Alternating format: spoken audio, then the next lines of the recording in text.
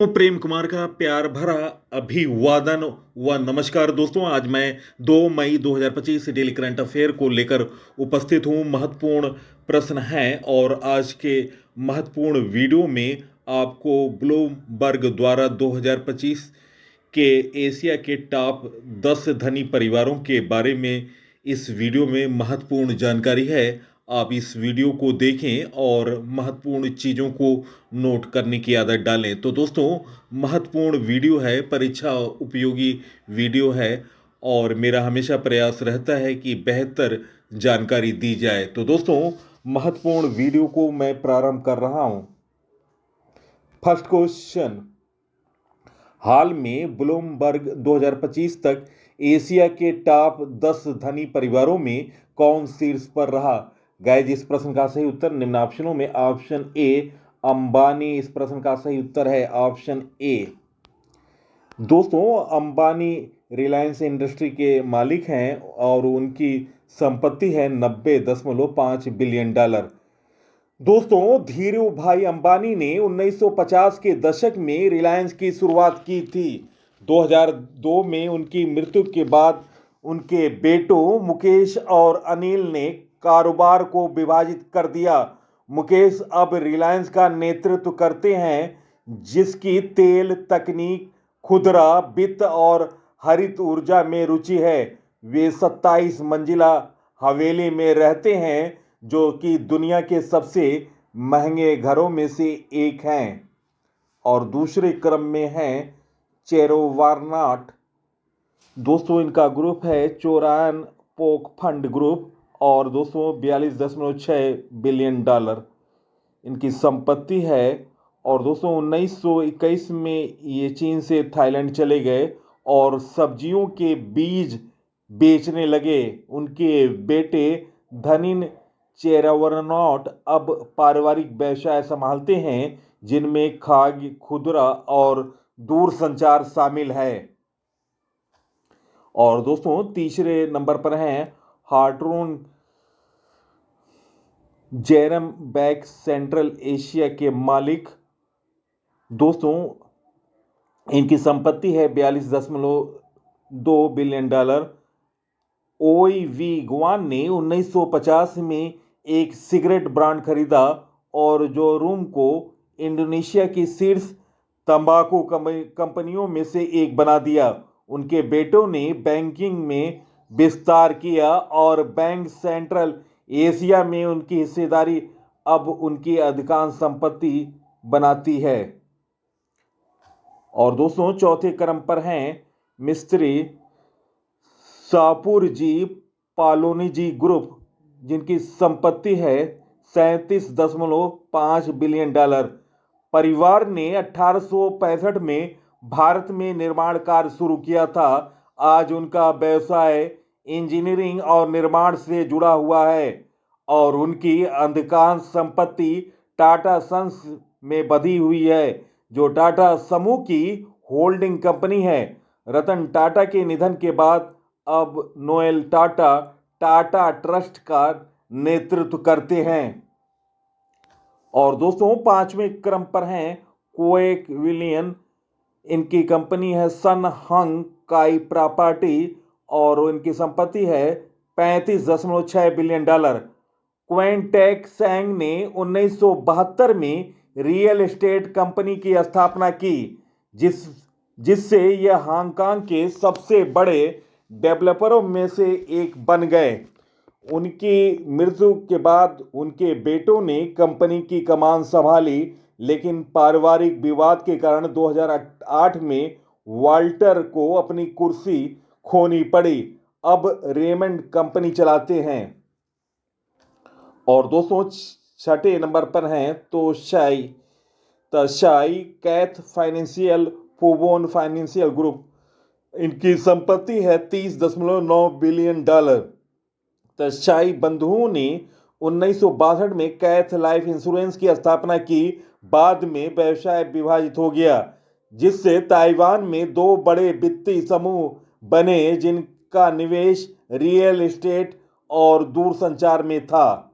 और दोस्तों 7वां सबसे धनी परिवार विश्व का जिंदल है, जिंदल का परिवार है, ओपी जिंदल ग्रुप, जिसकी संपत्ति है 28.1 बिलियन डॉलर। ओम प्रकाश जिंदल ने 1952 में एक स्टील प्लांट शुरू किया था, जिसे स्टील ऊर्जा और सीमेंट के क्षेत्र में एक प्रमुख व्यवसाय के रूप में विकसित किया गया। 2005 में उनकी मृत्यु के बाद उनकी पत्नी सावित्री अध्यक्ष बनी, जबकि उनके 4 बेटे व्यवसाय के अलग अलग हिस्सों को संभालते हैं। और दोस्तों 8वें नंबर पर हैं योविद्या टीसीपी ग्रुप। इनकी संपत्ति है 25.7 बिलियन डॉलर। चाइलो योविद्या ने 1956 में टीसीपी ग्रुप की स्थापना की और बाद में क्रेटिंग डैंग बनाया, जो रेड बुल बन गया। पे की वैश्विक सफलता ने उनके परिवार को एशिया का सबसे अमीर लोगों में से एक बना दिया। दोस्तों 9वां सबसे धनी परिवार है विश्व में बिड़ला का परिवार, आदित्य बिड़ला समूह, जिसकी संपत्ति है 23 बिलियन डॉलर। भारत के सबसे पुराने व्यापारिक परिवारों में से एक बिड़ला परिवार ने 19वीं सदी में कपास के व्यापार से शुरुआत की थी। घनश्याम दास बिड़ला ने भारत के स्वतंत्रता आंदोलन में भूमिका निभाई और एल्युमिनियम के क्षेत्र में विस्तार किया। उनके परपोते कुमार मंगलम बिड़ला अब समूह का नेतृत्व करते हैं। और दोस्तों 10वें नंबर पर हैं विश्व के सबसे धनी परिवारों में ली सैमसंग के मालिक, 22.7 बिलियन डॉलर इनकी संपत्ति है। ली विंग वुल, दोस्तों ली विंग चुल ने 1969 में इलेक्ट्रॉनिक्स में कदम रखने से पहले 1938 में एक व्यापारी व्यवसाय के रूप में सैमसंग की शुरुआत की थी। उनके बेटे ली कुन ही ने 2020 में अपनी मृत्यु तक कंपनी का नेतृत्व किया। रिश्वतखोरी के लिए जेल में समय बिताने के बाद अब जे वाई ली सैमसंग चलाते हैं, लेकिन बाद में उन्हें माफ कर दिया गया। तो दोस्तों ये रहे विश्व के सबसे 10 धनी परिवारों के बारे में जानकारी। नेक्स्ट क्वेश्चन, हाल में किसे राजस्व सचिव नियुक्त किया गया? गाइस इस प्रश्न का सही उत्तर निम्न ऑप्शनों में ऑप्शन बी अरविंद श्रीवास्तव। इस प्रश्न का सही उत्तर ऑप्शन बी। दोस्तों नवीनतम सचिवों के बारे में जानकारी। सचिव संसदीय कार्य मंत्रालय में सचिव हैं निकुंजा बिहारी धल। सचिव आर्थिक मामलों का विभाग में सचिव हैं अनुराधा ठाकुर। सचिव व्यय विभाग वुमुलुंगमंग वुलुनाम। सचिव लोक उद्यम विभाग के मौसस चलाई को केंद्रीय वित्त मंत्रालय के अंतर्गत लोक उद्यम विभाग का सचिव नियुक्त किया गया। दोस्तों राजस्व सचिव अरविंद श्रीवास्तव। सचिव श्रम एवं रोजगार मंत्रालय वंदना गुरुनानी। सचिव नागरिक उड्डयन समीर कुमार सिन्हा। सचिव संस्कृति मंत्रालय विवेक अग्रवाल। सचिव केंद्रीय खेल मंत्रालय हरि रंजन राव। सचिव कौशल विकास एवं उद्यमिता मंत्रालय रंजीत पुनहाना। सचिव नवीन एवं नवीकरणीय ऊर्जा मंत्रालय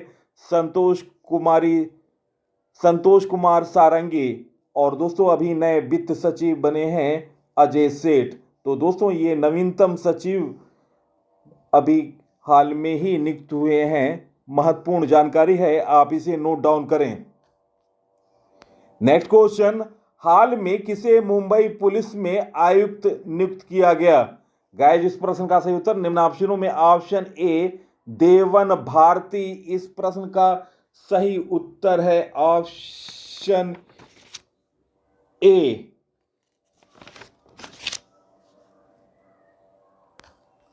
दोस्तों भारतीय पुलिस सेवा AIPS पीएस के अधिकारी देवन भारती को मुंबई पुलिस का नया कमिश्नर नियुक्त किया गया। अधिकारियों ने रविवार को यह जानकारी दी। भारती रविवार शाम को विवेक फैनसालकर की जगह मुंबई के पुलिस कमिश्नर का पद संभालेंगे।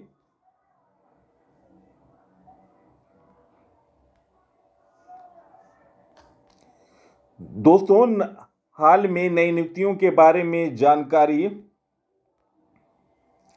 भारत के 23वें विधि आयोग के अध्यक्ष के रूप में जस्टिस दिनेश माहेश्वरी को नियुक्त किया गया। यूजीसी के अध्यक्ष विनीत जोशी बने। अजय भूषण पांडे को एआईआईबी का उपाध्यक्ष नियुक्त किया गया। संतोष कुमार को इंडसइंड बैंक के डिप्टी सीएफओ के रूप में नियुक्त किया गया।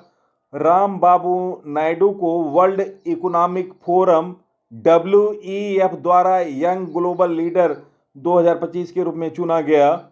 जस्टिस BR गवई भारत के 52वें मुख्य न्यायाधीश नियुक्त किए गए और 213 मई को वे कार्यभार संभालेंगे। मीराबाई चानू को IWLF एथलीट आयोग का अध्यक्ष नियुक्त किया गया। तो दोस्तों, ये रहे नवीनतम नियुक्तियों के बारे में जानकारी।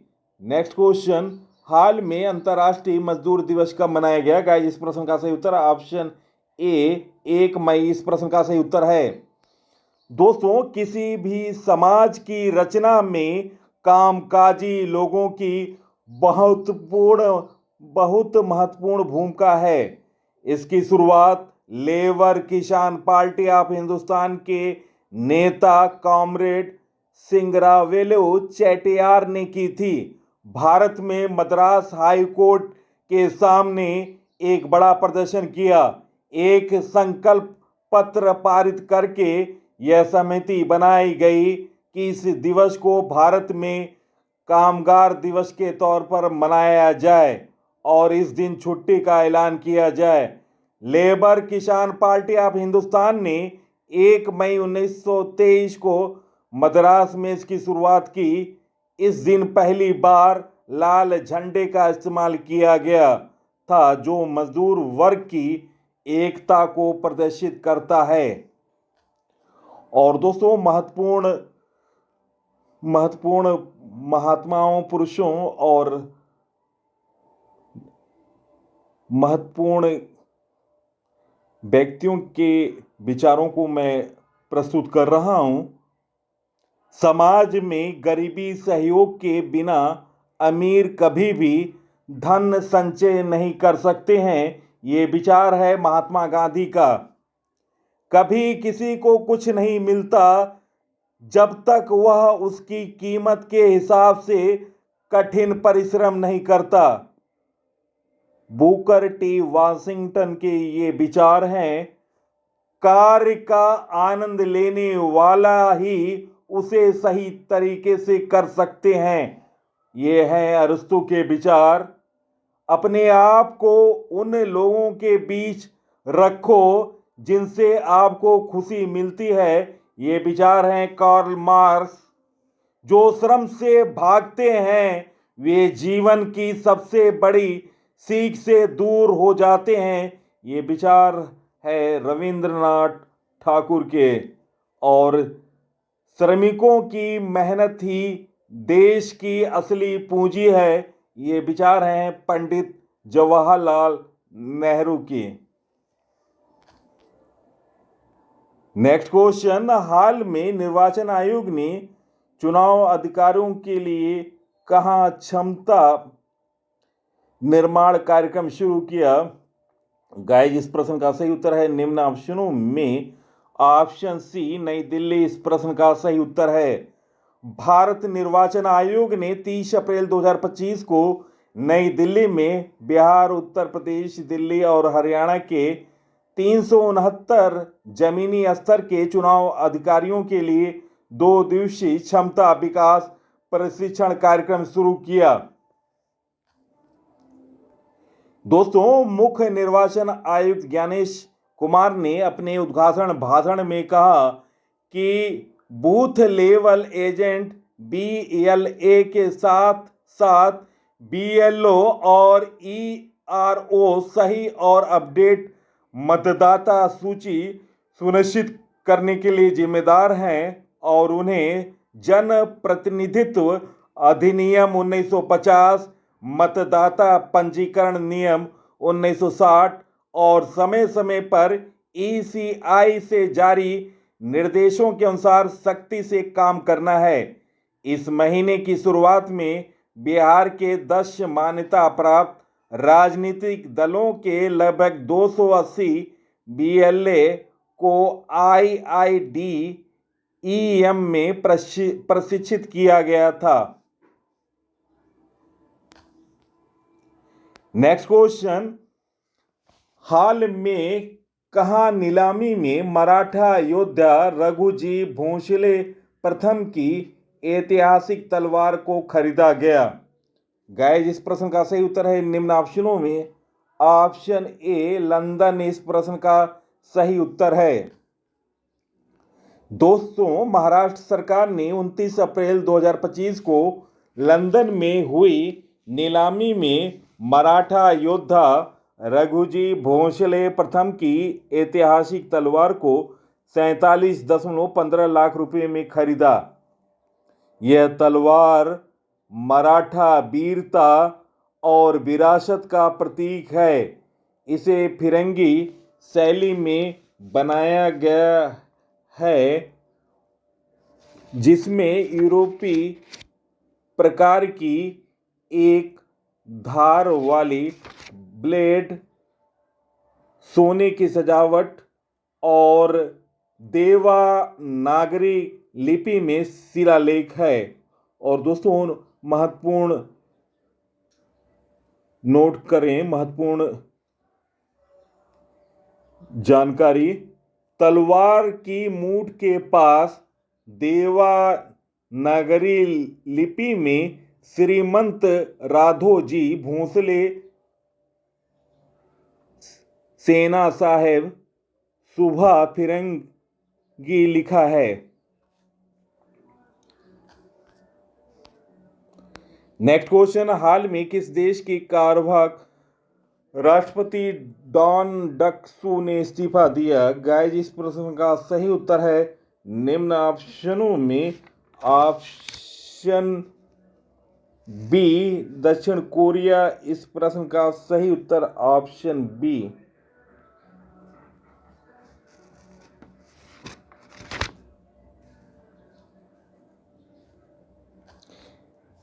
नेक्स्ट क्वेश्चन, हाल में किसने संघ लोक सेवा आयोग के सदस्य के रूप में शपथ ली हैं? गाइस, इस प्रश्न का सही उत्तर निम्न ऑप्शनों में ऑप्शन बी सुजाता चतुर्वेदी। इस प्रश्न का सही उत्तर ऑप्शन बी।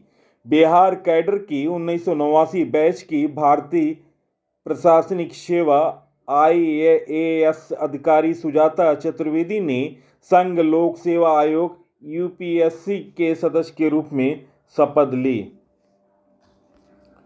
नेक्स्ट क्वेश्चन, हाल में ईरान और अमेरिका के बीच परमाणु वार्ता का चौथा दौर कहां होगा? गाइस, इस प्रश्न का सही उत्तर निम्न ऑप्शनों में ऑप्शन सी रोम इस प्रश्न का सही उत्तर है।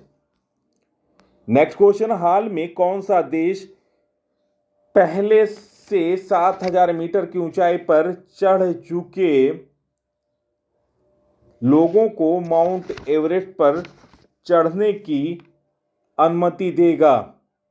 गाइस, इस प्रश्न का सही उत्तर है निम्न ऑप्शनों में ऑप्शन बी नेपाल। इस प्रश्न का सही उत्तर है।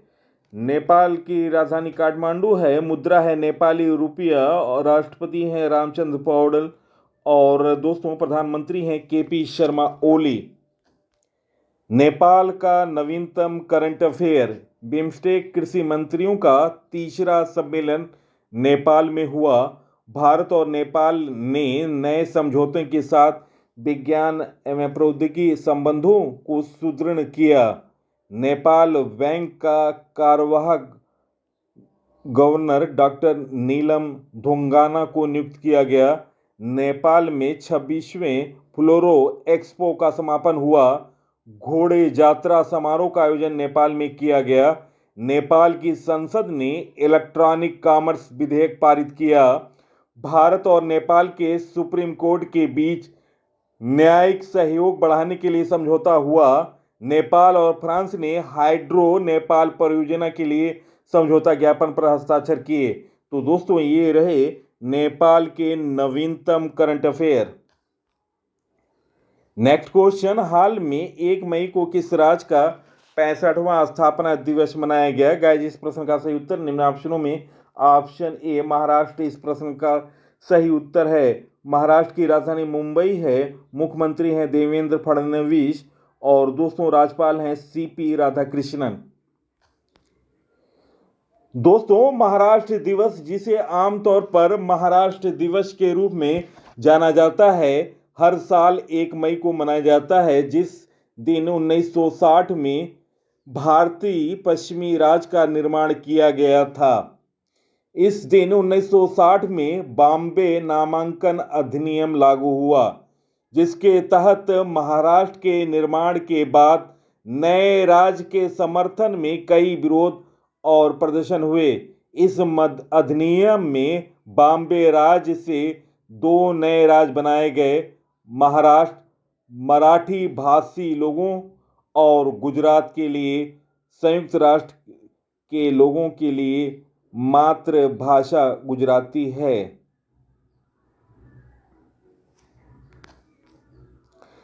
महाराष्ट्र का नवीनतम करंट अफेयर, राम सुतार को महाराष्ट्र के सर्वोच्च नागरिक पुरस्कार महाराष्ट्र भूषण से सम्मानित किया जाएगा। महाराष्ट्र में खुलताबाद का नाम बदलकर रतनपुर रखा जाएगा। परवीन परदेशी को महाराष्ट्र के मुख्यमंत्री का मुख्य आर्थिक सलाहकार नियुक्त किया गया। 3 लैंग्वेज पॉलिसी लागू करने वाला पहला राज्य महाराष्ट्र बना। महाराष्ट्र सरकार ने उत्तर प्रदेश के आगरा शहर में छत्रपति शिवाजी महाराज का भव्य स्मारक बनाने का फैसला किया। 6ठा भारत उज्जैन अभ्यास डस्टलेक पुणे में शुरू हुआ। तो दोस्तों, ये रहे महाराष्ट्र के नवीनतम करंट अफेयर। नेक्स्ट क्वेश्चन, हाल में एयर मार्शल आशुतोष दीक्षित ने 1 मई 2025 को किस पद का कार्यभार संभाला? गाइस, इस प्रश्न का सही उत्तर निम्न ऑप्शनों में option C chief integrated defence staff, option C इस प्रश्न का सही उत्तर है। दोस्तों, एयर मार्शल आशुतोष दीक्षित ने गुरुवार को एकीकृत रक्षा स्टाफ CISC के प्रमुख का कार्यभार संभाल लिया, जिसे एकीकृत रक्षा स्टाफ के मुख्यालय में एक महत्वपूर्ण पद माना जाता है। आशुतोष दीक्षित के पास 20 से अधिक प्रकार के विमानों को 3300 घंटे से अधिक उड़ान का अनुभव है। वह एक कुशल लड़ाकू पायलट हैं। वे लेफ्टिनेंट जनरल JP मैथ्यू का स्थान लेंगे, जो बुधवार को सेवानिवृत्त हो गए। पदभार ग्रहण करने से पहले एयर मार्शल दीक्षित ने राष्ट्रीय युद्ध स्मारक पर पुष्पांजलि अर्पित की और वीर गति को प्राप्त हुए सैनिकों को श्रद्धांजलि दी। दोस्तों, एयर मार्शल को 6 दिसंबर 1986 को भारतीय वायुसेना की लड़ाकू शाखा में शामिल किया गया था। वह राष्ट्रीय रक्षा अकादमी, खड़क वासला रक्षा सेवा स्टाफ कॉलेज बांग्लादेश और राष्ट्रीय रक्षा कॉलेज नई दिल्ली के पूर्व छात्र हैं। वह एक उड़ान प्रशिक्षक और प्रायोगिक परीक्षण पायलट हैं, जिनके पास मिराज 2000, MiG-21 और जगुआर सहित 20 से अधिक प्रकार के विमानों पर 3000 से 300 घंटे से अधिक उड़ान का अनुभव है। नेक्स्ट क्वेश्चन, हाल में उपराष्ट्रपति धनखड़ ने किस राज्य के राज्यपाल पर पुस्तक का विमोचन किया? गाइस, इस प्रश्न का सही उत्तर निम्न ऑप्शनों में ऑप्शन सी उत्तर प्रदेश इस प्रश्न का सही उत्तर है। उत्तर प्रदेश की राजधानी लखनऊ है। वर्तमान मुख्यमंत्री हैं योगी आदित्यनाथ जी।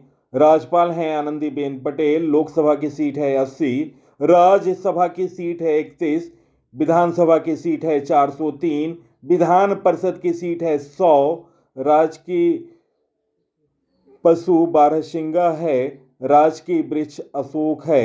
दोस्तों, लखनऊ में चुनौतियां मुझे पसंद है के विमोचन के अवसर पर उपराष्ट्रपति धनखड़ ने भारत के वैश्विक उत्थान की सराहना की।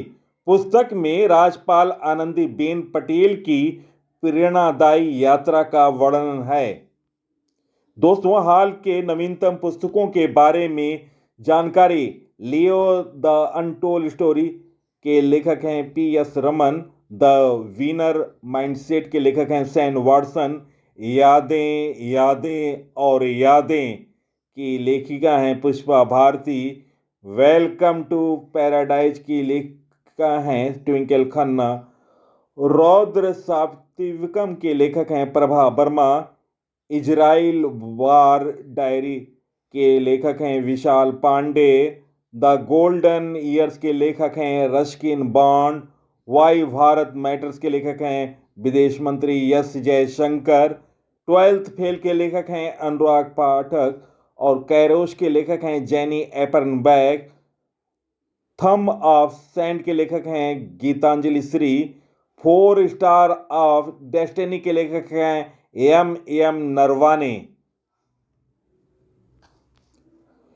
दोस्तों, नवीनतम पुस्तकों में संजीव चोपड़ा ने अभी हाल में लिखा है the great conciliator Lal Bahadur Shastri and the transformation और इंडिया नामक पुस्तक लिखी। Ramanujan journey of a great mathematician नामक पुस्तक अरुण सिंघल और देवेंद्र कुमार शर्मा ने लिखी। पी.एस. रमन के द्वारा लिखित पुस्तक Leo the untold story launch की गई। रक्षा मंत्री राजनाथ सिंह ने सशक्त भारत हिंदी पत्रिका की पहले संस्करण का अनावरण किया। Arun Shourie the new icon Savarkar and the facts नामक पुस्तक लिखी। नमिता गोखले के द्वारा लिखित पुस्तक life on Mars collected stories का विमोचन हुआ। कैलाश सत्यार्थी की आत्मकथा दियशलाई का विमोचन हुआ। नेक्स्ट क्वेश्चन, 2025 में भारतीय वायुसेना के नए उप प्रमुख के रूप में किसे नियुक्त किया गया? गाइस, इस प्रश्न का सही उत्तर है निम्न ऑप्शनों में ऑप्शन बी नर्मदेश्वर तिवारी इस प्रश्न का सही उत्तर है। दोस्तों, अर्धसैनिक बलों के प्रमुखों के बारे में जानकारी। महानिदेशक सीमा सुरक्षा बल के प्रमुख हैं दलजीत सिंह। महानिदेशक केंद्रीय रिजर्व पुलिस बल सीआरपीएफ के प्रमुख हैं ज्ञानेंद्र प्रताप सिंह। महानिदेशक हैं केंद्रीय रिजर्व पुलिस बल सीआरपीएफ के ज्ञानेंद्र प्रताप सिंह। सीएसएफ के महानिदेशक हैं केंद्रीय औद्योगिक सुरक्षा बल सीएसएफ के महानिदेशक हैं राजविंदर सिंह भट्टी। तो दोस्तों, ये रहे अर्धसैनिक बलों के प्रमुख के बारे में जानकारी।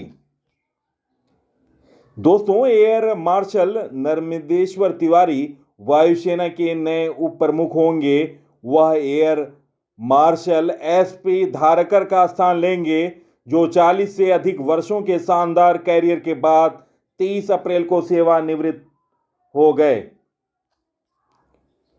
दोस्तों, एयर मार्शल तिवारी वर्तमान में गांधीनगर में साउथ वेस्टर्न एयर कमांड के कमांडर हैं। एयर मार्शल आशुतोष दीक्षित नए chief of integrated defence staff to the chairman chiefs of staff committee CISC होंगे।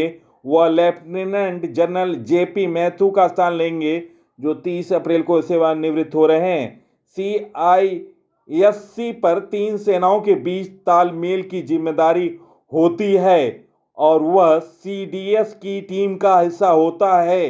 एयर मार्शल दीक्षित मिराज 2000 के पायलट हैं और वर्तमान में प्रयागराज स्थित सेंट्रल एयर कमान के प्रमुख हैं। नेक्स्ट क्वेश्चन, हाल में प्रोफेसर सनी थॉमस का 83 वर्ष की आयु में निधन हुआ। वे कौन थे? गाइस, इस प्रश्न का सही उत्तर है निम्न ऑप्शनों में ऑप्शन सी निशानेबाजी कोच। ऑप्शन सी इस प्रश्न का सही उत्तर है। दोस्तों, भारतीय फार्मासिस्ट के पूर्व राष्ट्रीय कोच सनी थॉमस का 84 वर्ष की आयु में निधन हो गया। रविवार को उझावुर स्थित उनके आवास पर दिल का दौरा पड़ने से निधन हो गया। थॉमस ने 1993 से 2012 के बीच नेशनल टीम को कोचिंग की पेश के लिए 19 साल तक समर्पित और अंतर्राष्ट्रीय स्तर पर भारतीय दल को काफी आगे बढ़ाया। एक विश्वविद्यालय में बोल्ट वाले शिक्षाविद और एक अनुभवी खिलाड़ी के रूप में थॉमस ने 1976 में 5 राज्य चैंपियनशिप और 1 राष्ट्रीय खिताब जीता। उनके कोचिंग प्रशिक्षण से कई भारतीय ओलंपिक पदक विजेता तैयार हुए। उनके काम के लिए एक श्रद्धांजलि के रूप में थॉमस को 2001 में प्रतिष्ठित द्रोणाचार्य पुरस्कार मिला।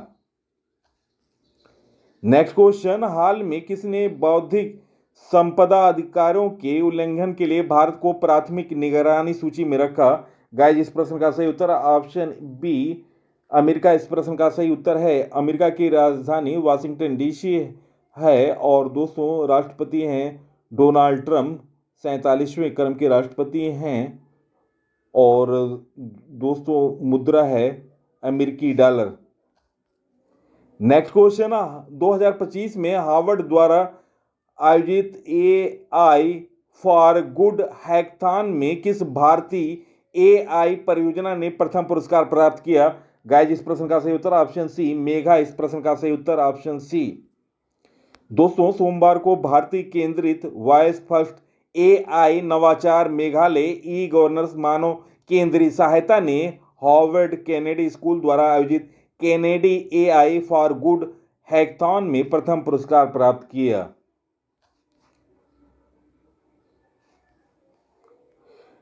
क्वेश्चन, कोक-बोराक भाषा को भारतीय संविधान की किस अनुसूची में शामिल की मांग की गई? गाइस, इस प्रश्न का सही उत्तर ऑप्शन ए 8वीं अनुसूची। ऑप्शन ए इस प्रश्न का सही उत्तर है।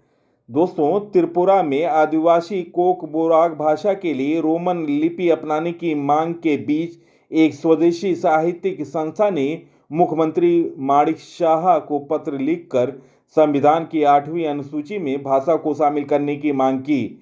कोक-बोरोक साहित्य परिषद द्वारा लिखे पत्र में कहा गया कि भाषा की लिपि देवनागरी या बंगाली हो सकती है।